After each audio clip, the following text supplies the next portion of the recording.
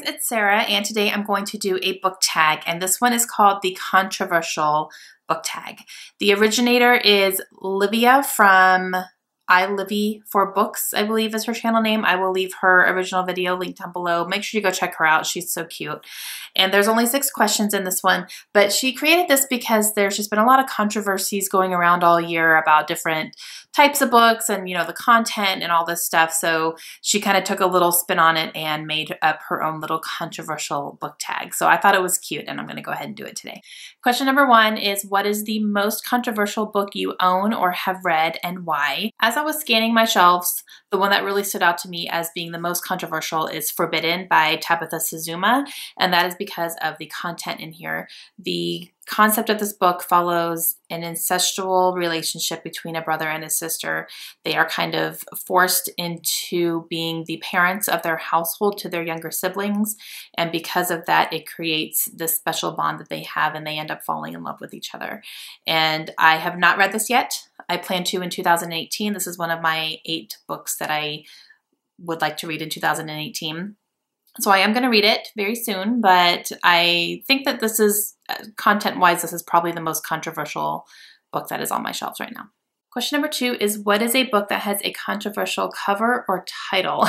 And again, I'm trying to pick books that are all on my shelves. I couldn't find one for every single one, but for this one I did.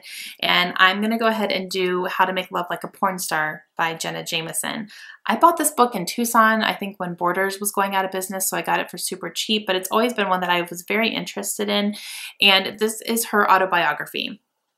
It's not a how-to book, don't worry. I don't need anything like that. But this is her autobiography and kind of how she got into the adult industry business and why she got into it and how she kind of rose to fame. And I'm really interested in the story. I don't know why, but it fascinates me. I just want to know what her mind frame was and what her upbringing was to really make her want to be in this really, really hard industry that she is in and made her famous. So I picked up a copy when I could, and I've actually heard really good things about it. So I haven't read it yet. Question number 3 is, what is your favorite banned book? And this one I actually have 2 answers. One of them I don't own though. So my first answer is going to be Harry Potter. I cannot believe anyone would ban this book. Obviously it's my favorite book of all time, but this has been banned in a lot of schools and school districts because parents were concerned about the magical elements and just, you know, witchcraft and all that stuff. It's ridiculous. And I have no problem fighting anybody on that. It's ridiculous. This is made up. Everybody knows that. It's fun. It's for children. It's magic. It's amazing. And I can't believe that parents would actually want to ban this book. My problem is not that they don't want their kids to read it. That's totally your opinion. If you don't want your kids to read it, don't let them read it. That's fine. But don't discourage other people from being able to read it just because you don't like it. That's what I don't like.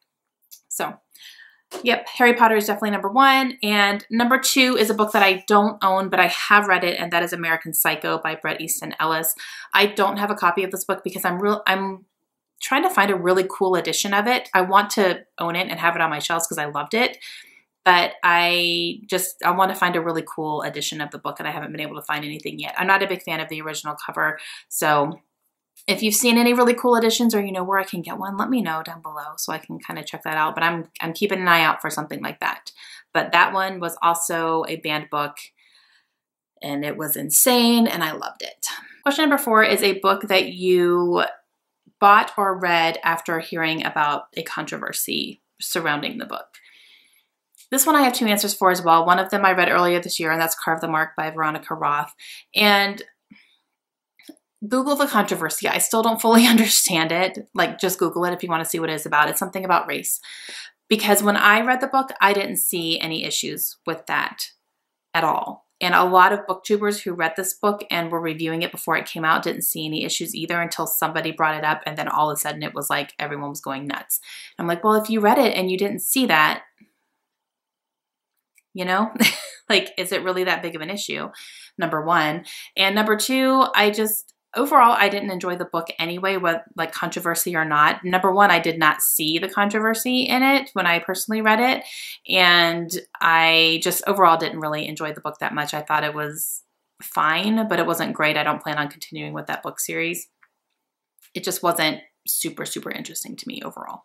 And then the second book I'm going to talk about is 50 Shades of Grey, for sure. It took me a little while to actually read the first book in that series after it came out, but everyone was talking about it. All these women were going nuts over the sex scenes and blah, blah, blah, blah, blah, and S&M and blah, blah, blah, blah, blah, and whatever. I was like, all right, fine. And then I picked it up and devoured the entire trilogy really quickly.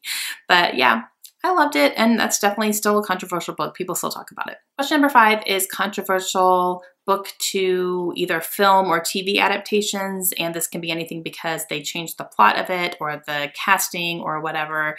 And it took me a while to come up with this answer because I wasn't 100% sure what I was going to say. I haven't really watched any really bad or controversial adaptations, I guess, but there's one that is controversial according to other people. Now, I have not read these books. I have not seen any of these movies.